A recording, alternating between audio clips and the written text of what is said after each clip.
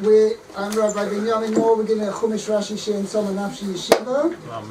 And in case you didn't know till now, and we are Pashas Yisroi, and we are up to Pasuk Yud. We're up to Pasuk Yud. Yeah. I was reading yesterday. I think everybody had a turn. So Yechiel will give you a turn. Yeah. Vayom Yisro. מיד מצרים, מיד פרעה, אשר הציל את העם מתחת יד מצרים. Okay, let's translate. Vayichad Yisro. Sorry, Vayom Yisro. Yisro said, Baruch Hashem. Kodesh Baruch is the source of blessing. Asher hitzil eschem biyad Mitzrayim, who saved you from the hand of Mitzrayim, umiyad Paro, and from the hand of Paro. Asher hitzil esa'om, who saved the people mitachas yad Mitzrayim, from beneath the hand of Mitzrayim. I'm translating literally, and we're going to see what that means. In the Torah, this last phrase seems to be somewhat repetitious. I mean, it says Asher hitzil eschem biyad Mitzrayim umiyad Paro. Asher hitzil esa'om mitachas yad Mitzrayim. What's the pasuk adding in there? Okay? And also, first it says it's Asher hitzil eschem, and then it says who's eschem, the plural. Okay? And then it says Asher hitzil esa'om mitachas yad Mitzrayim. Why the change? Eschem means you're referring in plural to everybody, and then it says esa'om. Okay, let's see if Rashi addresses any of those questions. אשר הציל אתכם מיד מצרים ומה? Kasha. Tough people. Umiyad Paroi. אומר פה מלך קשה. Kashe. קשה. Right? A tough king. מתחת יד מצרים, בתרגומו. Ketargum Loshin Ridui Umorus. Hayad means a person like oppression. Right? From the oppressive hand. Shayu machpidim haleim hi ha'avodah. The word he seems to be superfluous. Shayu machpidim haleim ha'avodah. Okay? Now, so the Rashi is expressing two things. Miyad Mitzrayim and Miyad Paro means from the authority of Paro, of Mitzrayim, the authority of Paro. Then the next Asher says mitachas yad Mitzrayim means being enslaved and subjugated under the hand of Mitzrayim, which means they actually positively enslaved them and oppressed them. Okay, so that's the thing. So the second phrase Asher who saved the people mitachas yad Mitzrayim from beneath the Egyptian oppression. Right? That's basically what it would mean. In that sense, yad, the second yad means not just the hand, but means the oppression of Mitzrayim, whereas the first yad means more the referring to the authority, okay, which saved you from the rule of the Egyptians and the rule of Paro. Okay, so that's the difference. That's why the first yad is referring to the authority, the rule, and the second one is actually the oppression, hand of oppression. Okay, why it changes between and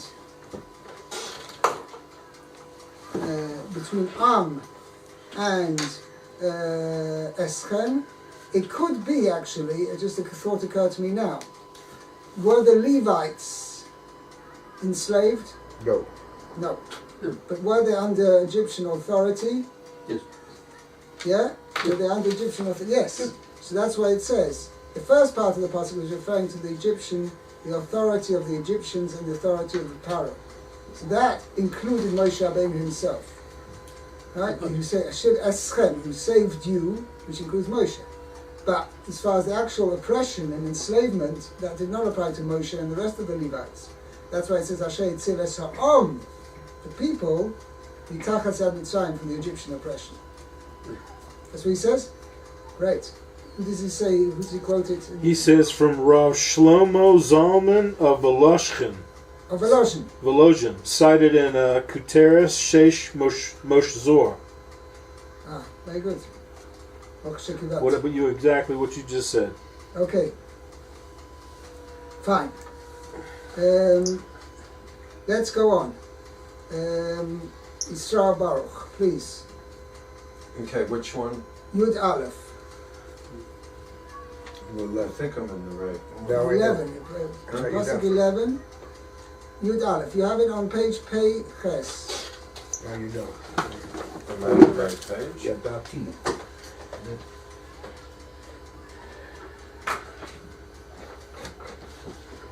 11.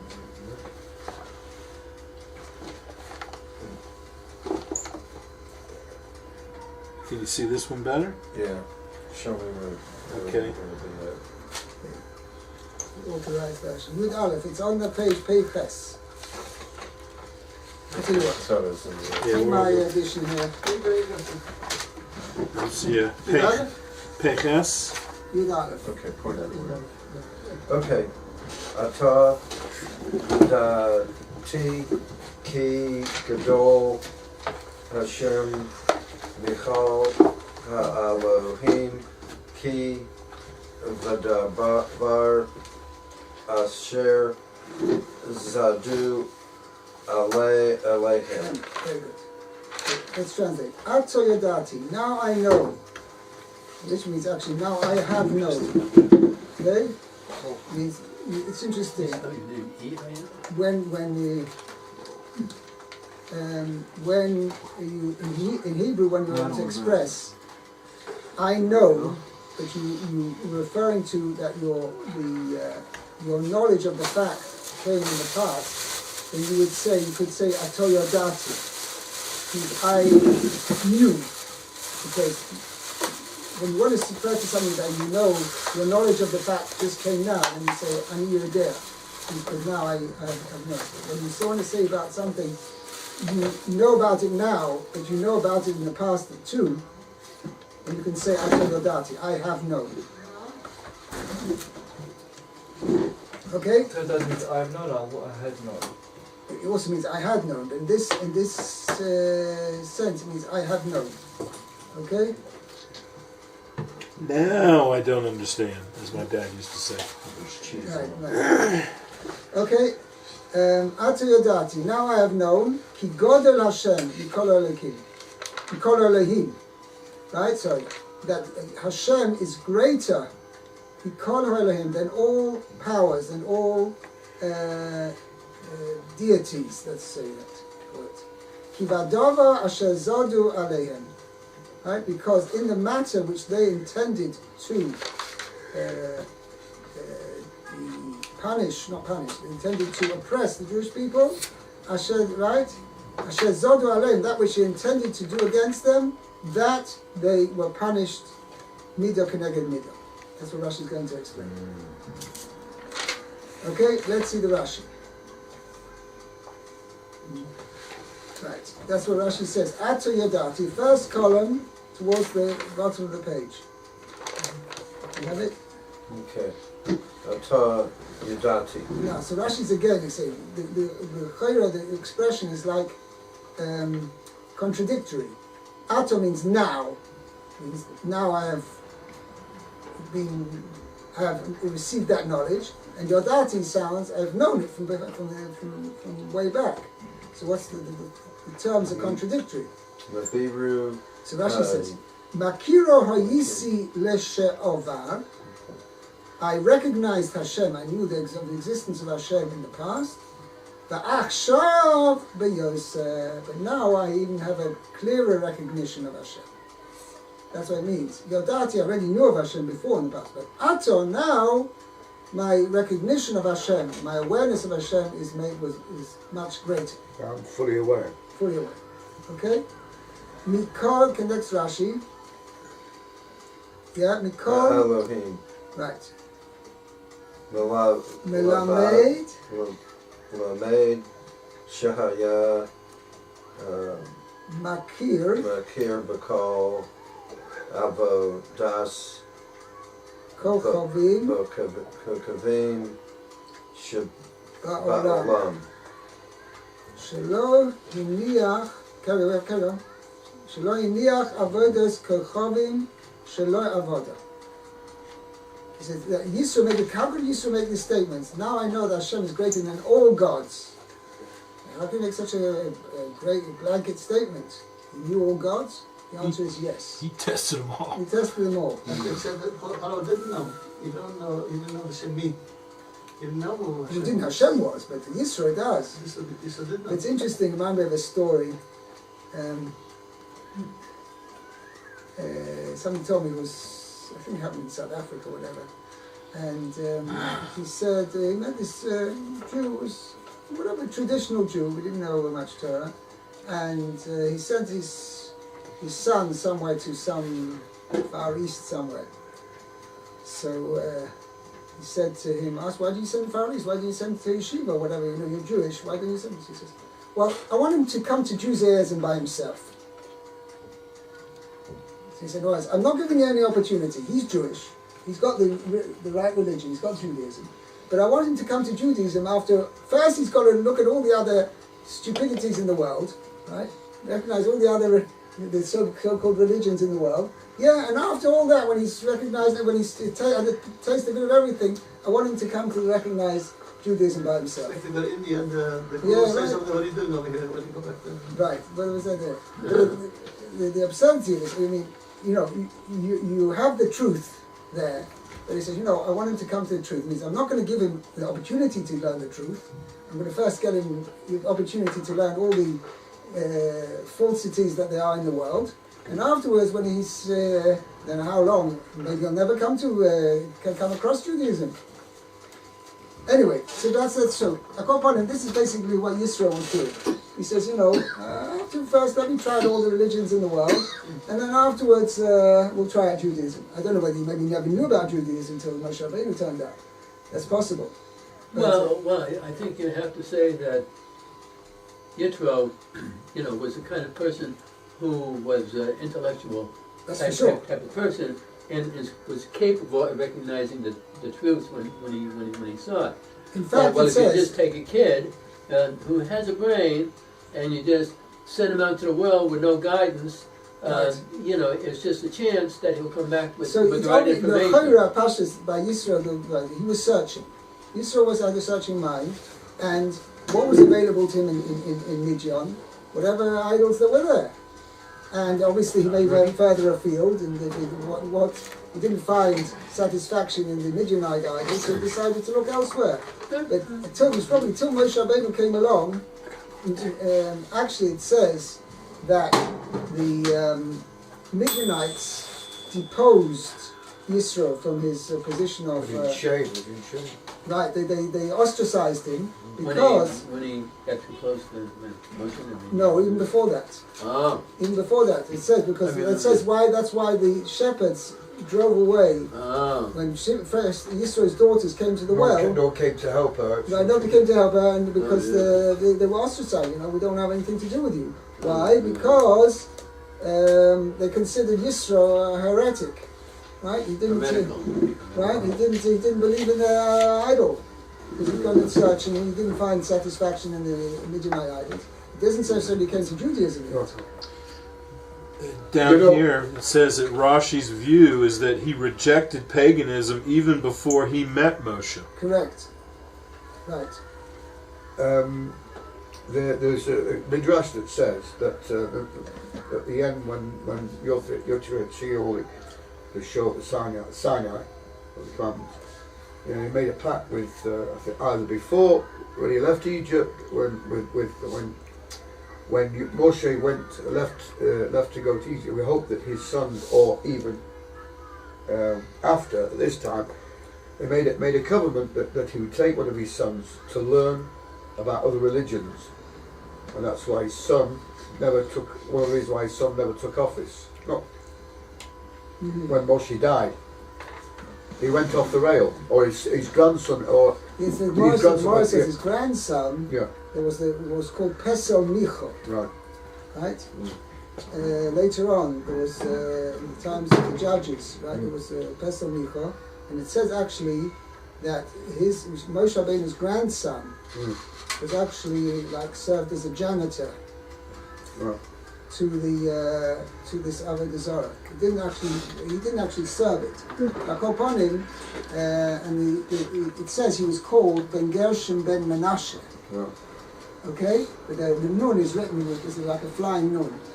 So the nun because he was actually Gershom Ben Moshe. So if you take out the nun, instead of Menashe, he's Moshe. Right.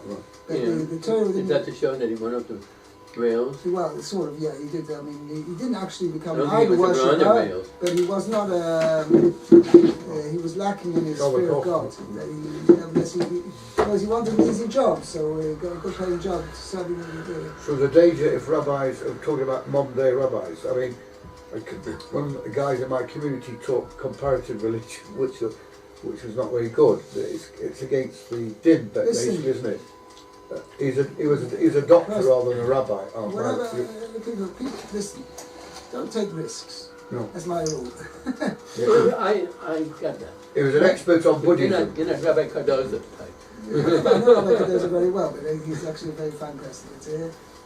Sometimes, okay, people, listen, each person where he's coming from. Baruch Hashem, I've received a very, I wouldn't say, I would say a very conservative education. I wouldn't say closed,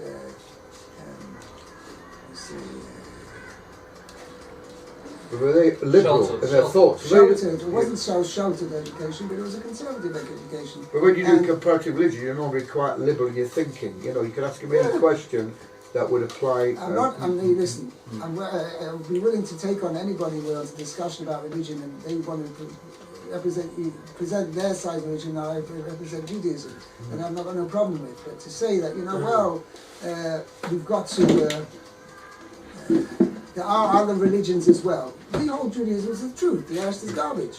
Excuse me saying so, right? And But they all have their positive viewpoints. I don't think Edit this.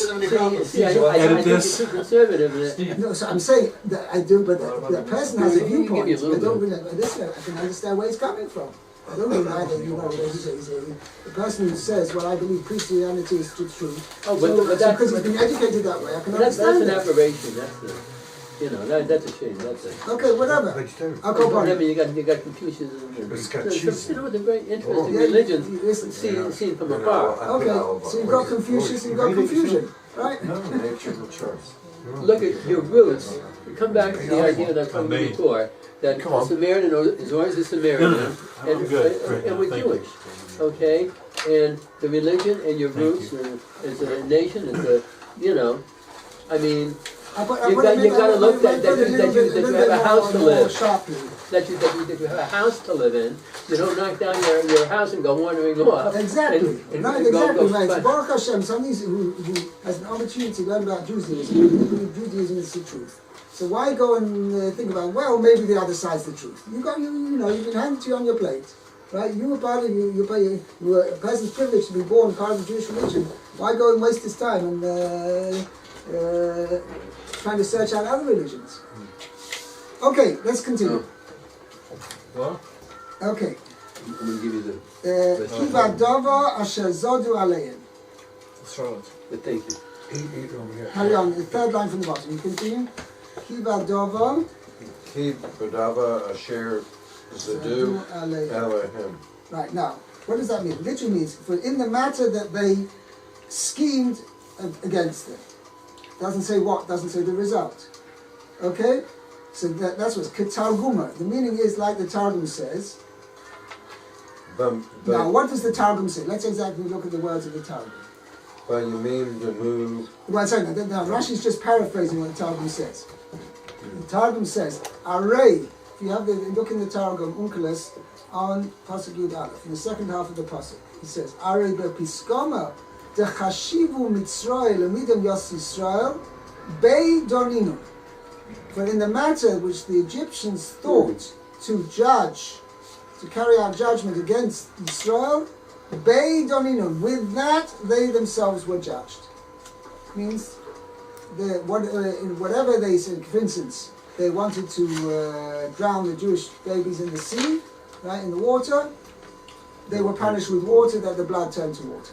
Besides the fact they were also sunk, they were drowned in the sea as well. Also the fact that Paro soaked, bathed himself in the blood of Jewish babies, so their water turned to blood. Everything, each one of the 10 Malchus, in the 10 plagues was, each of them was a punishment to the Egyptians, midah k'neged midah, measure for measure. Okay, that's what he says. V'mayim dimu la'abdom, with water they thought to destroy them by drowning all the Jewish boys. V'heim nevdu b'mayim, they got destroyed in water, meaning they all got drowned in the Reed Sea. Okay, now next Rashi, Asher Zodu. Yeah, got it. Yeah, Asher Hirshiu, which means Zodu is Lashon Mazid. What does Mazid mean? To do a wrongdoing brazenly, intentionally. So that means Asher Hishu, that what the Egyptians intended to do the Jewish people, either wanted to kill their children or whatever and oppress them. It was all done premeditatedly and wickedly. They intended to harm the Jews. Zadu is premeditation. Yes, but it's something to do right. Scheming. Right, which they intended to do with full intention, which they did against them with intention. Okay? Our rabbis expounded this word in a more metaphorical sense. Loshen vayozed Yaakov nozit. Now this word, Asher Zodu, comes from the same root as Yaakov prepared a stew. Right, when Esav came back from the field, it says there that Yaakov was cooking up a stew. What was that about? Because he was preparing the the Seuda, a meal for Yitzchak, because Avraham Avinu had died that day, and it was a mourner's meal. So he cooked up actually lentils. Okay? So he says, Vayosef Yaakov Nozik. Yaakov was cooking up a stew. So that the term Zodu, Vayosef, means to cook up a stew. So therefore, that's what it means over here. Bakdeira Asher Bishlu Ba Mispashlu. Right? They got cooked in their own stew. That's where it comes from. This is very geology. They got cooked in their own stew. That's where it comes from. That's the sentence. That's interesting, I think.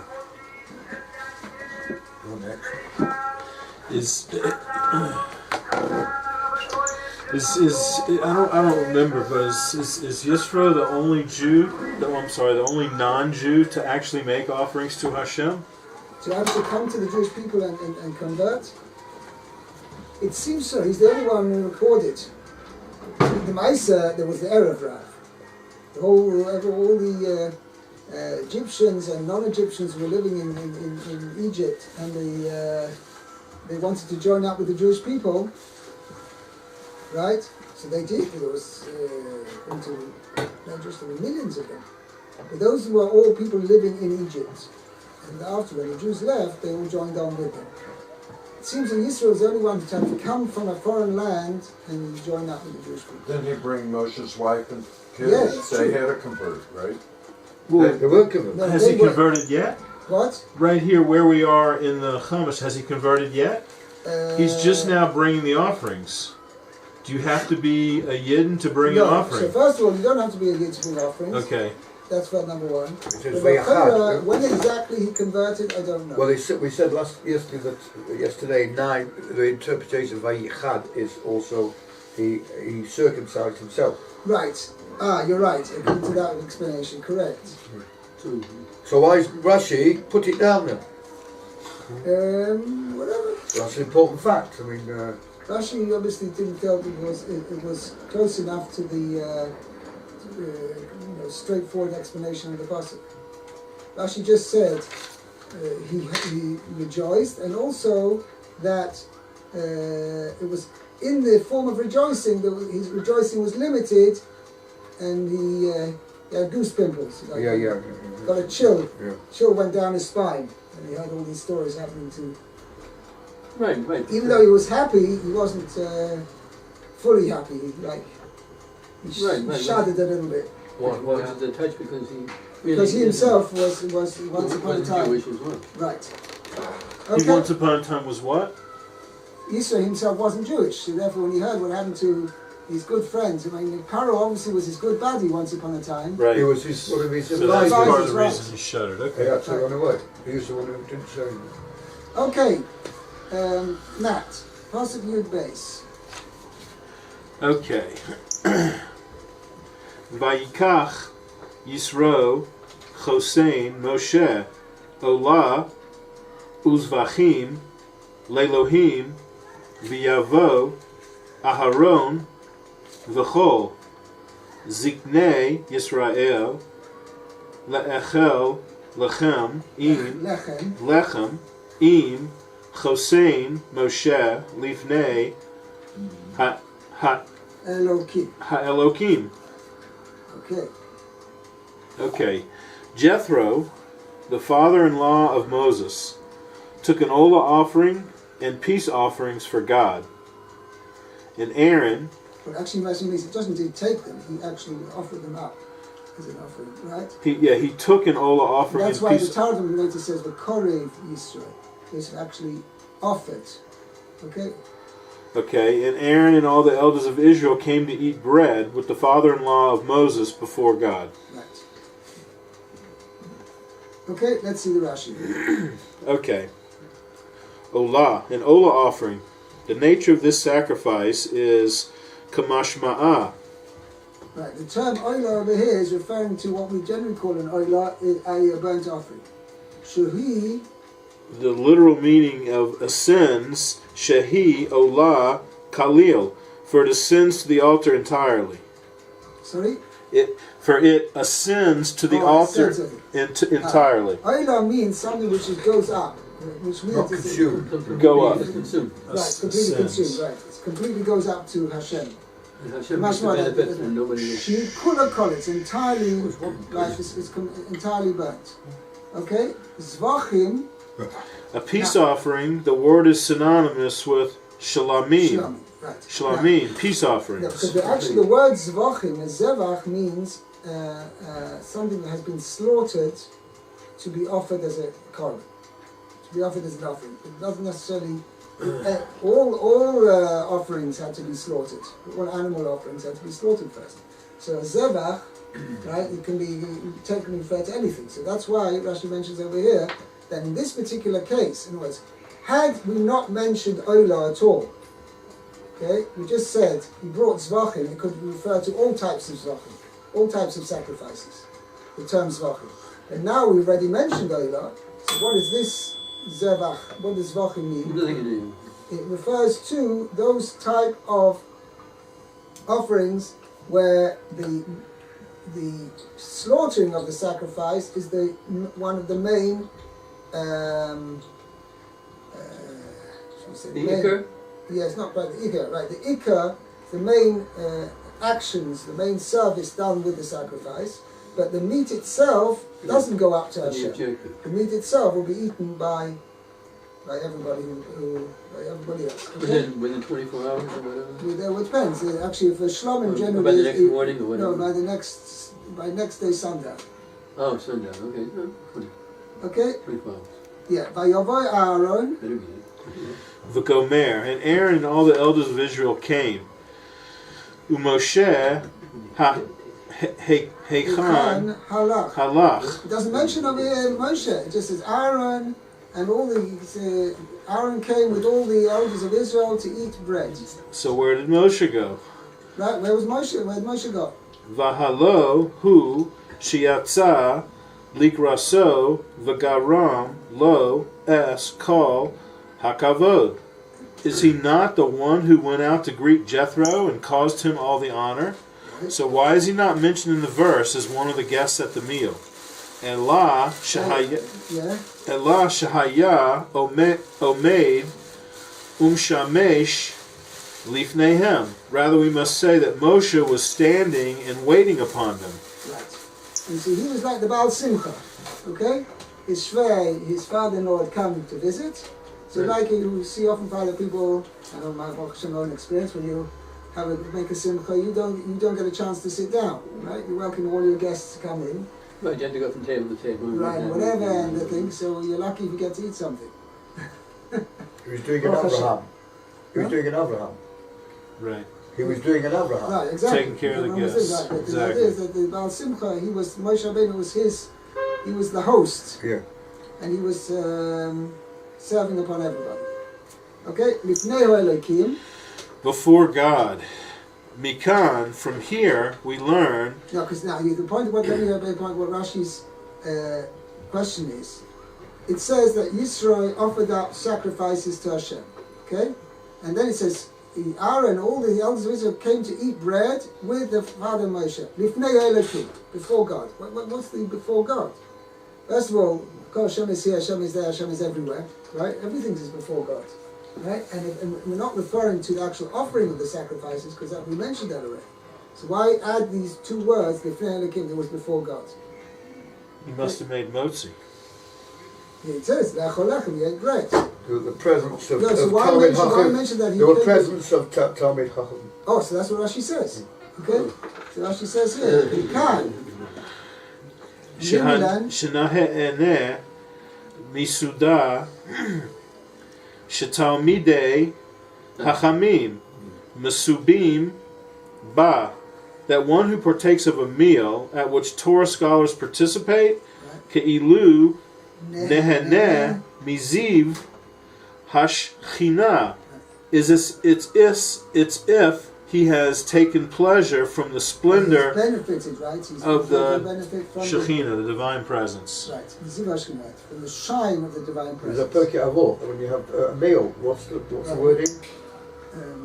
That you don't discuss filth, you discuss Right. the Torah. It's not. Right, and if those three people who eat and they discuss the Torah between them as if they've eaten from the table of Hashem. Yeah. Okay? Yeah, it's So same idea over here. So that here it says even thing that anybody who participated from the meal, when the one was participating at that meal, was as if he was standing before Hashem. Right. Okay? Vayhi Maharat, and it came to pass in the morning. Just read the passage because we haven't got time Right, to see Vayhi Rashi. Maharat, it came to pass in the morning. Right, yeah, the next morning. Vayishem Moshe sat, Lishpotei Ha'am, to judge the people.